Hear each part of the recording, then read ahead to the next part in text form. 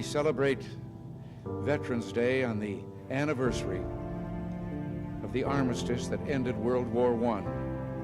The armistice that began on the 11th hour of the 11th day of the 11th month.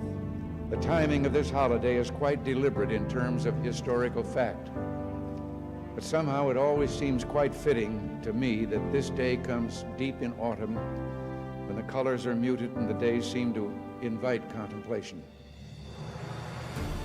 It is, in a way, an odd thing to honor those who died in defense of our country, in defense of us, in wars far away. The imagination plays a trick.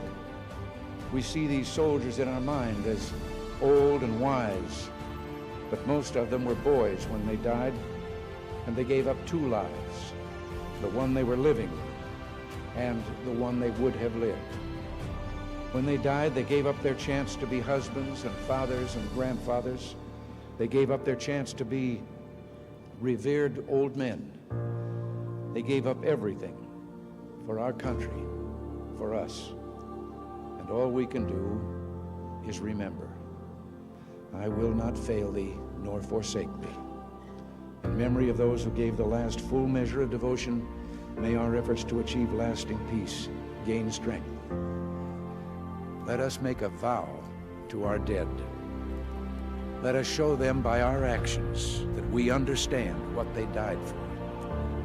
Strengthened by their courage, heartened by their value, and borne by their memory, let us continue to stand for the ideals for which they lived and died.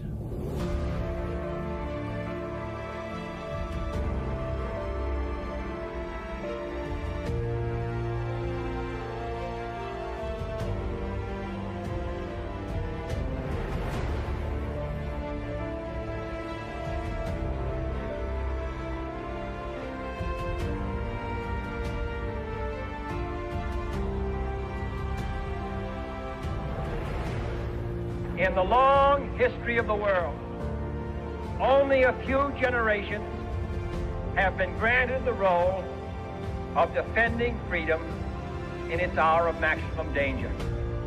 I do not shrink from this responsibility. I welcome it. I do not believe that any of us would exchange places with any other people or any other generation. The energy, the faith, the devotion which we bring to this endeavor will light our country and all who serve it.